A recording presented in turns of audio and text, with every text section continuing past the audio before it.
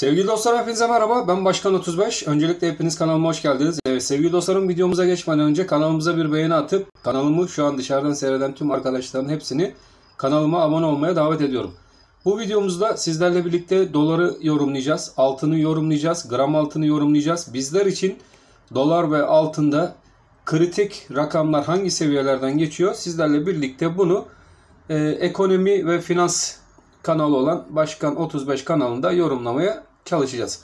Sevgili dostlarım, hemen dolarla başlayalım. Dolar TL kurunda özellikle bizler için kritik seviye olan ilk direnç bölgesini dolar TL kurunda aşmış bulunuyoruz. Bu direncin yukarı yönlü kırılması ve son videomuzda da belirttiğimiz gibi 8.68 seviyesinden geçen hedef bölgesi dolar TL kurunda 8.66 seviyesine kadar görüldü. Şimdi bizler için önemli kritik seviye 8.66 tepesi olacak. Bizim gene bakın buradan gelen 8.80 tepesinden gelen düşen trend çizgisi dolar TL kurunda günlükte yukarı yönlü kırıldı ve dolar TL kuru bu seviyenin üzerinde kapanış yaptı. Özellikle bizlerin dolar TL kurunda şuradaki 8.81 tepesi ve bunun düşen bölgesi olan kritik seviye 8.48 seviyesinden geçiyordu ve bu 8.48 seviyesi üzerinde dolar TL kurunda yukarı yönlü hareketler gördük. Şimdi dünya genelinde biliyorsunuz Fed'in almış olduğu kararlar, bu kararlar neticesinde de dolar TL kurunda ve özellikle dolar endeksinde yukarı yönlü güçlenme devam ediyor. Bizim özellikle dolar endeksinde güçlenmenin devam edeceği yönündeki tezimiz vardı ve bu tezimiz de hala devam ediyor. Şimdi dolar TL kuru, dolar endeksine baktığımız zaman 91.70 seviyesi bizler için dolar endeksinde önemli dedik ve dolar endeksi 91.70 seviyesine kadar bir geri çekilim yaşadıktan sonra buradan tekrar yönünü yukarı yönlü çevirdi. Dolar endeksinde şurada gördüğünüz ikili dip oluşumu hala geçerliliğini korumakta. Bu ikili dibin üst seviyesi de 93.20 seviyesinden geçmekte. Dolar endeksi de gene bu atayla birlikte 93.20 seviyesine kadar yukarı yönlü hareketini tamamladı. Şimdi dolar endeksinde buradaki hareket tekrardan bir geri çekilme yaşayabilir mi? Yaşasa da bu geri çekilme hangi seviyelere kadar olabilir? Evet, buradan bir geri çekilme yaşansa bile bu dolar endeksindeki geri çekilme gene 92.70 seviyesine kadar olabilir. Bu 92.70-93.20 aralığında dolar endeksinde bu hareket devam edecektir arkadaşlar. Fakat ilerleyen dönemlerde buradaki seviye yukarı yönlü kırılır ise işte o zaman dolar TL kurunda yukarı yönlü uzun zamanlı, uzun soluklu bir 97 dolar seviyesine doğru hareket endekste yerini alacaktır. Çünkü stokastik indikatörüne baktığımız zaman dolar endeksinde yukarı direnç noktasını, yani mavi çizginin kırmızı çizgi tarafından bir tık yukarısında kapanış gene haftalıkta gördük. Fakat 93.20 dediğim gibi önemli bir seviye. Bakalım dolar endeksi bu hafta itibariyle bu 93.20 seviyesi üzerinde kalıcı olacak mı? Çünkü 93.20 üzerinde orada hareket biraz daha fazlalaşabilir. O yüzden Forex ile uğraşan arkadaşlar da bu seviyeye dikkat etsinler. Gene Forex demişken arkadaşlar, sponsorumuz olan GaForex'in katkılarıyla ve grafikleriyle bu yayınımızı sürdürüyoruz. Avrupa üzerinden yayın yapan GaForex firması bize bu katkılarını sunduğu için de kendilerine çok teşekkür ediyoruz. Ayrıca açıklama kısmına link bırakacağım. Bu link üzerinden de gene GaForex'e sizler de ulaşabilirsiniz. Evet, dolar TL kuruna tekrar geri döndüğümüz zaman arkadaşlar, dolar TL kurunda bu hafta itibariyle şuradaki 8.58 seviyesi bizler için destek konumuna geçmiş durumda. Hemen şu grafiğimizi biraz daha büyütelim, daha net görün ve sizler için de önemli destek seviyelerini hemen belirleyelim. Evet, şurada kırılan destek 8.58 destek bölgesi.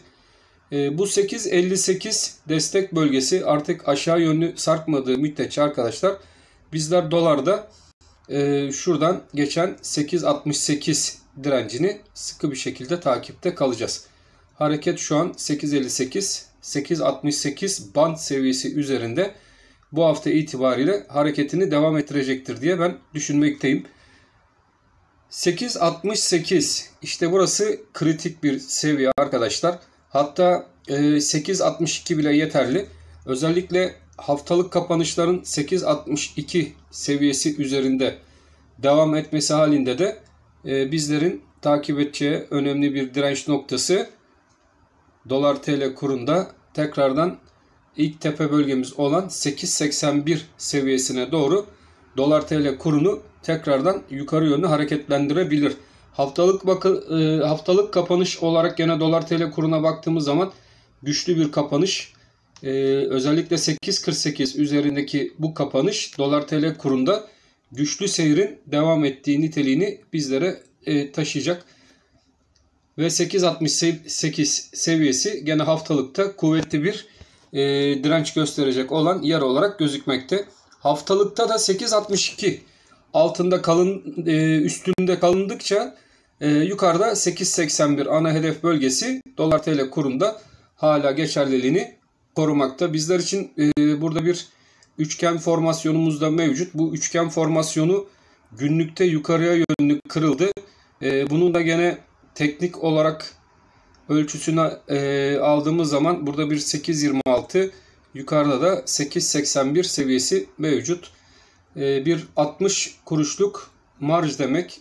Bu marjı da kırılan bölge içerisinde tekrardan bu üçgen içerisine bir giriş olmaz ise arkadaşlar bunu 8.58'den kırıldığını fark edersek ve 60 kuruş üstüne ekleyecek olursak da bir 8.60-40 desek 9.30-9.40 bandına doğru dolar TL kurunda bu hareketin üçgen içerisine girmemesi durumunda bir 9.30 seviyesine doğru dolar TL kurunda bu hareketin devamı yaşanabilir. O yüzden dikkatli olacağız ve kritik seviyeleri, destek bölgelerini, özellikle dolar kurunu takip eden arkadaşlar sıkı bir şekilde takipte kalacak. Hemen haftalık bazda dolar TL kuruna baktığımız zaman haftalık bazda peki düşen trend çizgimiz kırıldı mı sorusunun cevabını arayacak olursak da hemen bakalım haftalık bazda bizim bu çizgimiz kırılmış mı? Sizlerle birlikte bunu görelim.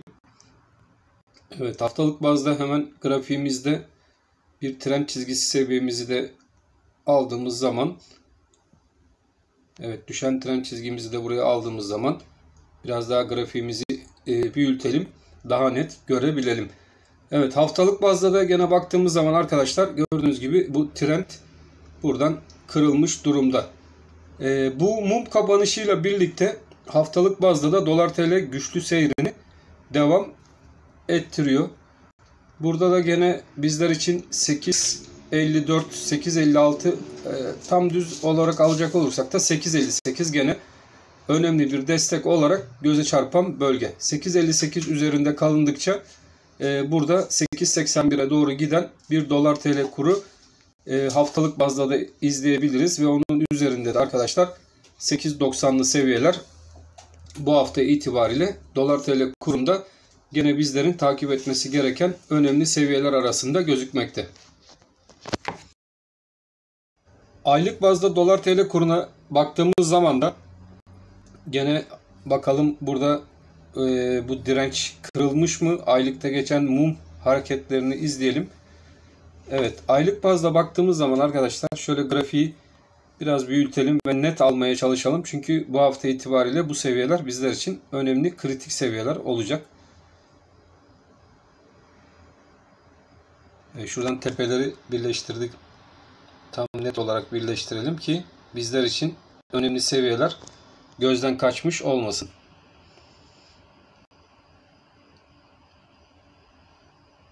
Evet, aylık bazda baktığımız zaman grafikte mum hareketlerini büyüttüğümüz zaman arkadaşlar aylık bazda buranın kırılmadığı gözükmekte. Yani aylık bazda bizler için buranın kırılabilmesi için kaç seviyesi üzerinde kapanış gerekli?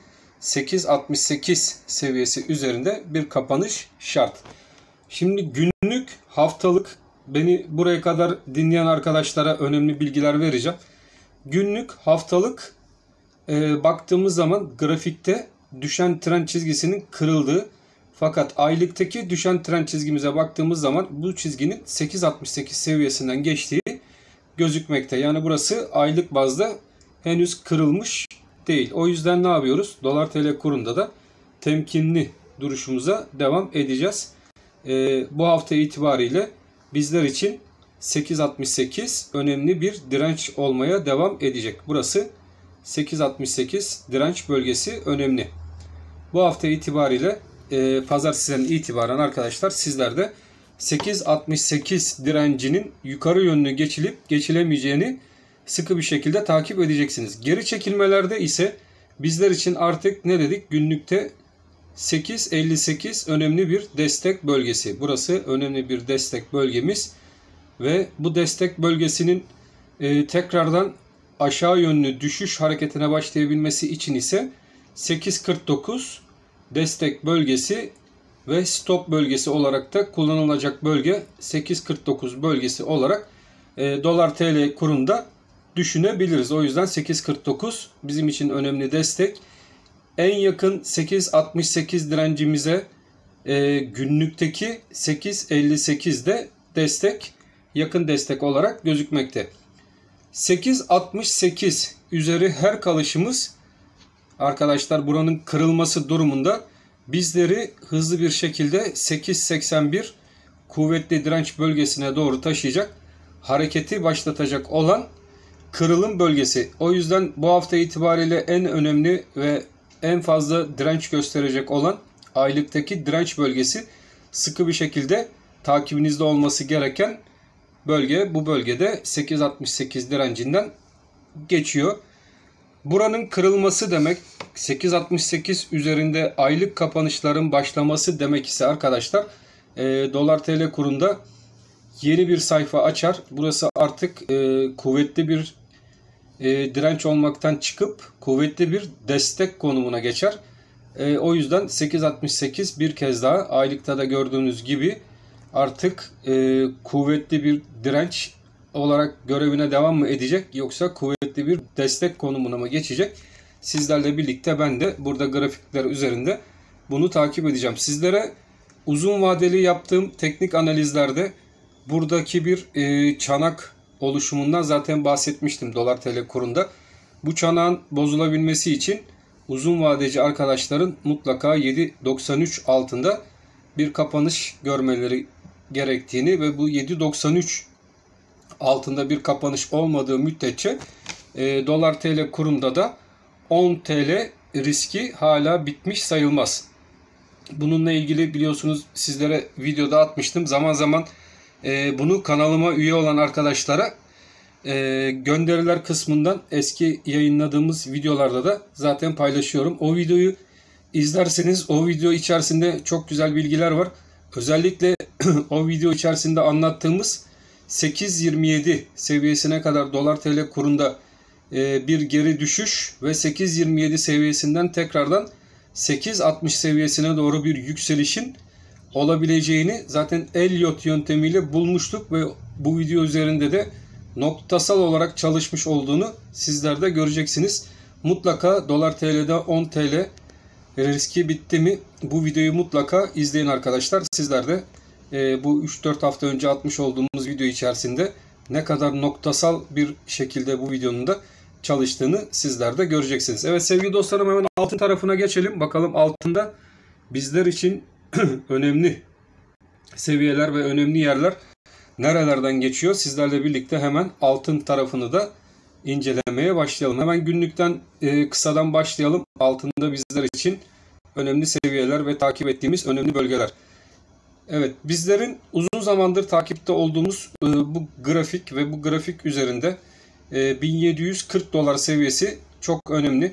Ve bu 1740 doları bu hafta itibariyle altında hala takibe devam diyoruz. Bakın şuradan geçen daha öncelerden de belirttiğimiz 1740 dolar destek bölgemiz güzel bir şekilde çalıştı.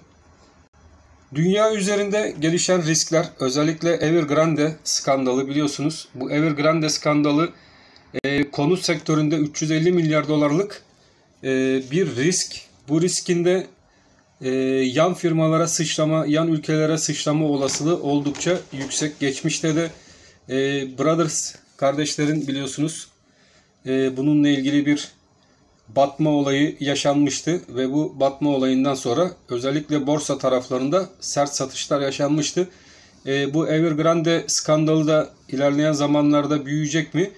Bunu hep birlikte izliyoruz. Çin'den gelen son dakika haberleri, gene gözümüz kulağımız orada. Artık Evergrande firmasının işçilere olan paraları, aylık maaşlarını da ödemediği ve bu krizin gün geçtikçe finans piyasalarını zorlayacağı gözükmekte. Çin hükümeti bunlara destek olup bunları kurtarma yönüne gider mi?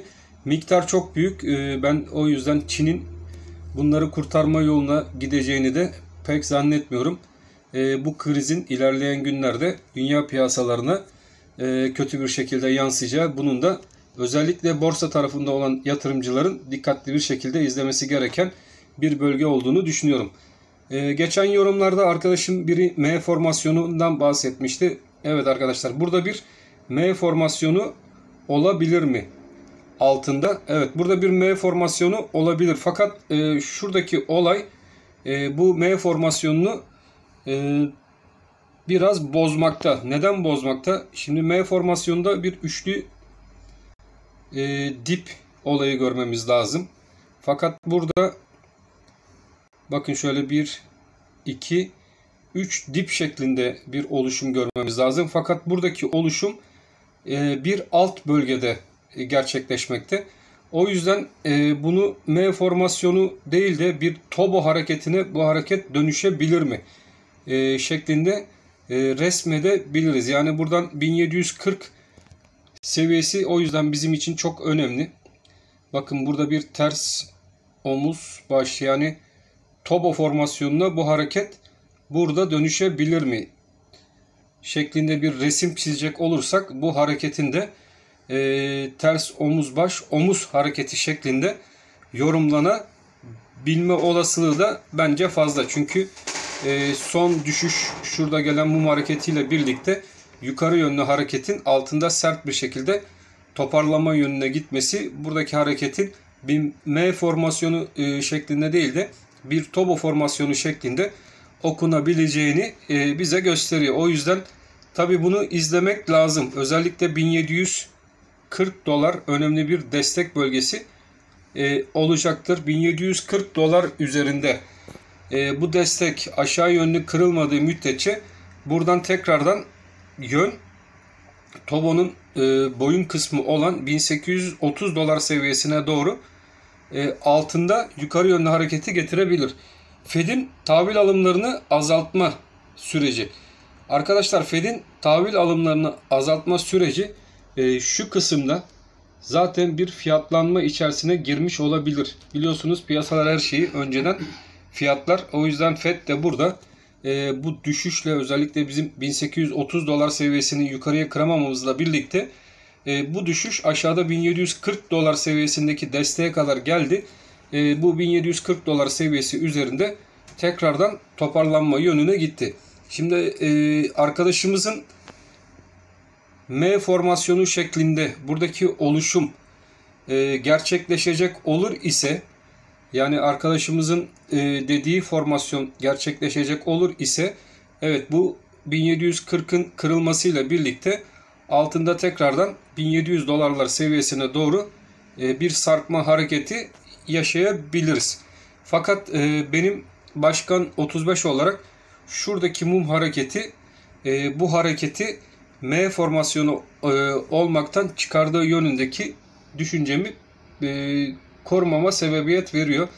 Ve buradaki oluşumun ben daha çok arkadaşlar bir tobo formasyonu şeklinde devam edeceğini ve bu 1740'tan, tabi bakın arkadaşlar, biz burada bir teknik analiz yapıyoruz. Bu teknik analizlerimiz de her zaman gerçekleşecektir diye bir şart yok. Sizler yatırım kararlarınızı alırken hiçbir zaman başkalarından etkilenmeyin. Özellikle benim analizlerimden de etkilenmeyin. Fakat bu analizleri yaparken bazı kritik bölgelere çok dikkat edin. Burada önemli kritik bölge 1740 bölgesi.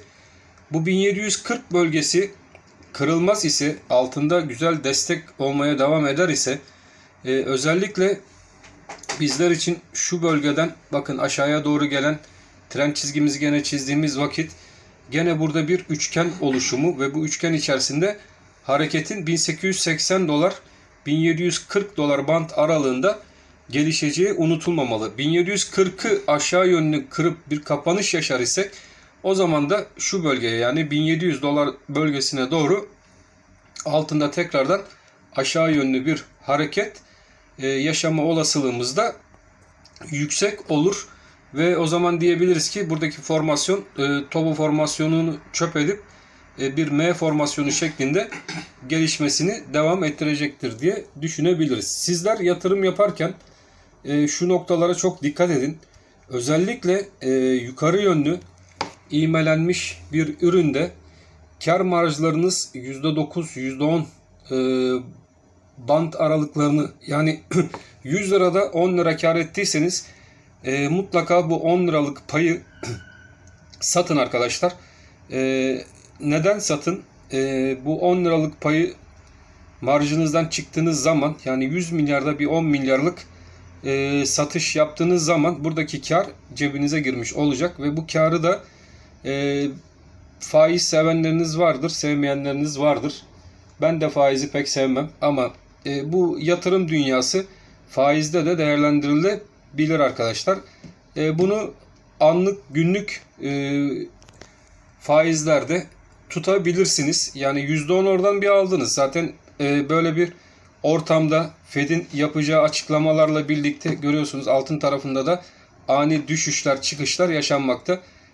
Bu fazlalık paranızı tekrardan alttan alımlarda değerlendirebilirsiniz.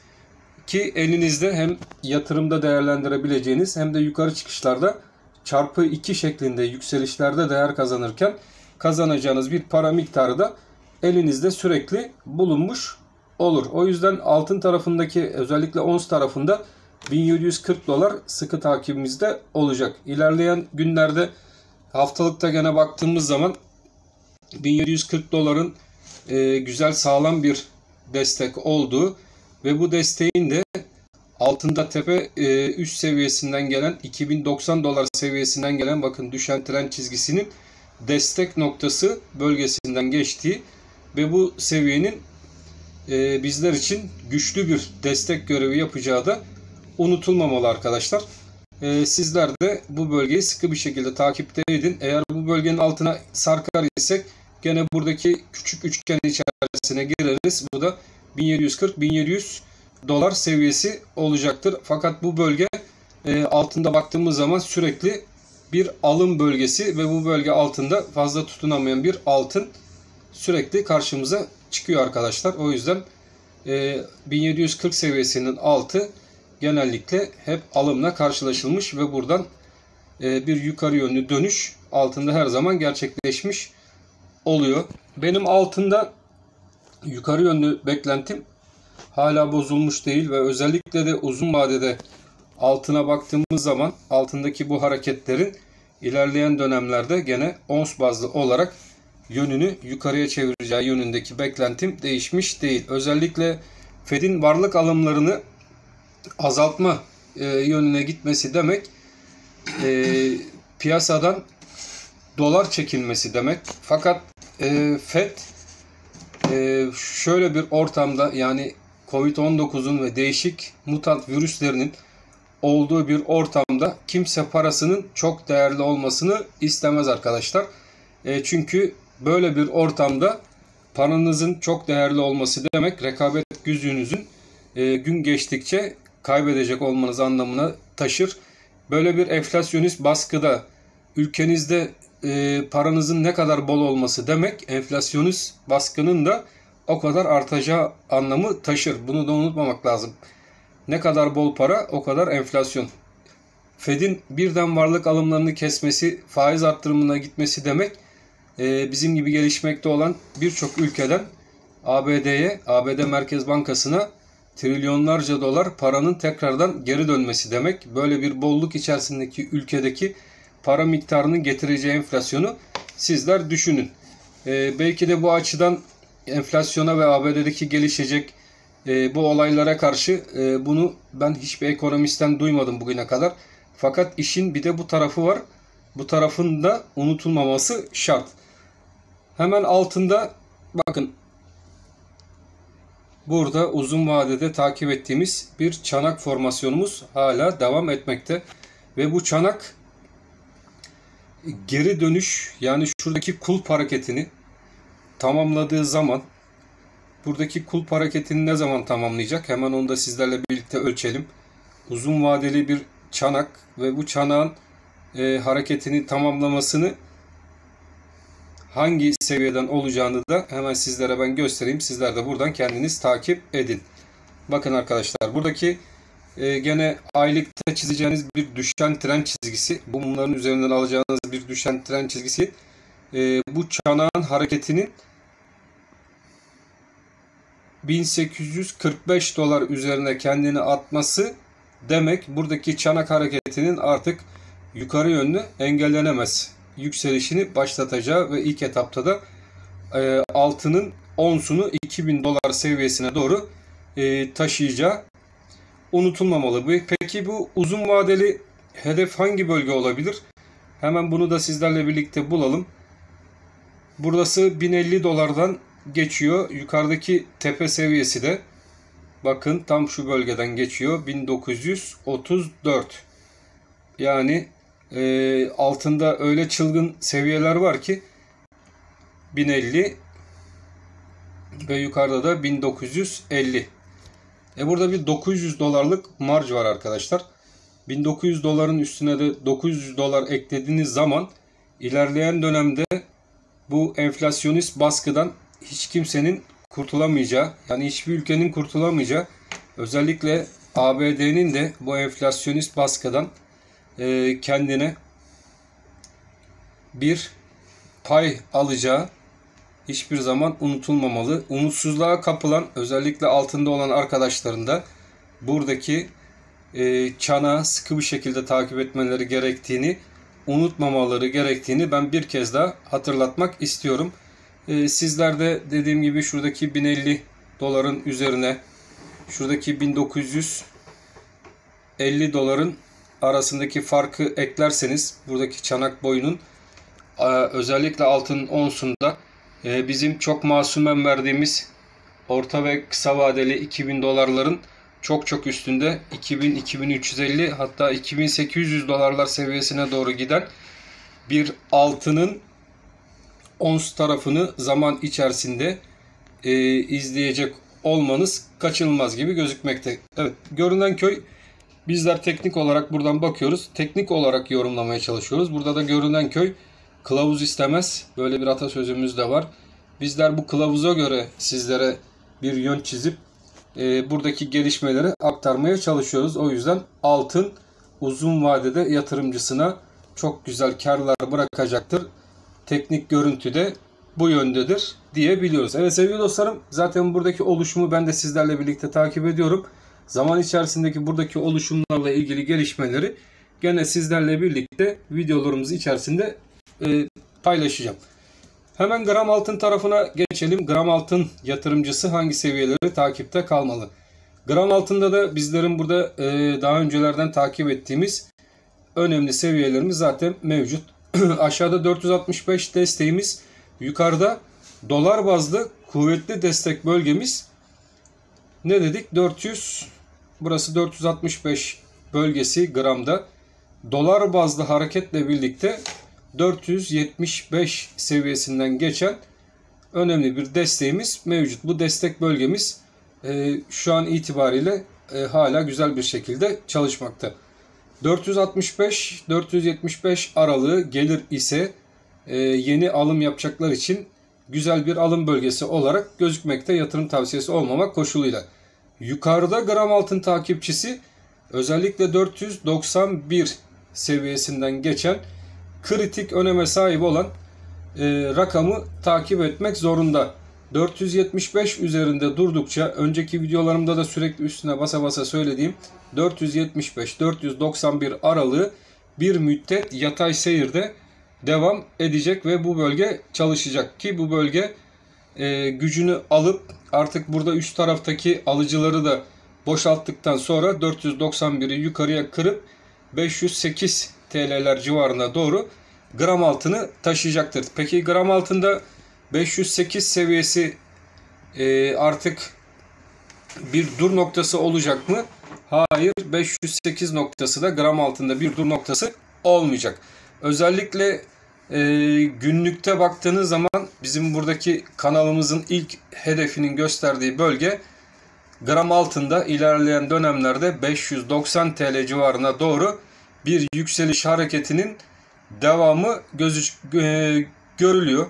Teknik olarak biz 590 TL civarına ne zaman gidebiliriz derseniz regresyon kanalımızın alt seviyesi 465 TL'den geçiyor. Yani bu 465 TL üzerinde bizler kaldığımız müddetçe, bakın çok önemli, 465 TL seviyesinde bizler kalmaya devam ettiğimiz müddetçe ilerleyen zamanlarda bizler gram altında 590 TL'ler civarına doğru yukarı yönlü hareketimizin devamını bekleyebiliriz. Zaman olarak herhangi bir zaman benden istemeyin. Böyle bir zaman kimse veremez. Fakat regresyon kanalımıza gene baktığımız zaman burada uzun vadeli bir regresyon kanalı gram altına çizdiğimiz zaman özellikle 465 burada bizim için bir dip olarak kabul edeceğimiz bir seviye ve yukarıda bu hareket bir müddet 525-465 seviyesi arasında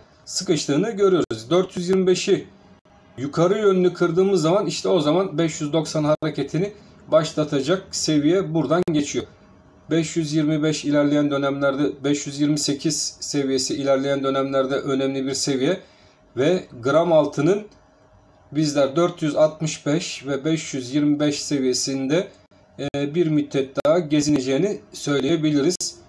Ve bunu sizler de takip edin ve ilerleyen dönemlerde ilk fırsatta gram altında buradaki 525 seviyesinden geçen önemli direnç bölgesinde mutlaka buluşmaya gidecektir arkadaşlar. Bunu da Başkan 35 olarak teknik analiz yöntemini kullandığımız grafik üzerinde sizlere rahatlıkla söyleyebilirim. Hepiniz gönlünüzü ferah tutun. Özellikle şu 460-465 aralığında kalındıkça gramda daha aşağıya gelmez. Fakat bunun için şart nedir? 460 seviyesi altına inilmemesi, yani buradaki yükseliş trendinin bozulmaması. Bizler de burada zaten 460-465 bandına yakın seviyelerdeyiz. Kaybedecek bir şeyimiz yok. Burası kırılırsa pozisyonlarımızı azaltacağız ve daha altlardan özellikle 445-450 civarlarında tekrardan alım şansını birlikte değerlendireceğiz. Fakat grafiğimize baktığımız zaman artık bu bölgeler bizim için bir dip bölgesi olarak kabul ettiğimiz bölge olarak gözükmekte. Evet sevgili dostlarım, geniş çapta sizlerle birlikte bir dolar, bir altın değerlendirmesi yaptık. İnşallah sizler de sıkılmadan izlemişsinizdir. Fakat sizlerin yararına olacağını düşündüğüm bir video oldu. O yüzden YouTube kanalıma abone olmamış arkadaşlarımız varsa kendilerini bu YouTube Başkan 35 Ekonomi ve Finans kanalına mutlaka abone olmaya bekliyorum. Ben hepinizi çok seviyorum. Kanalımıza beğeni atmayı unutmazsanız da çok sevinirim. Allah'a emanet olun. Hoşça kalın arkadaşlar.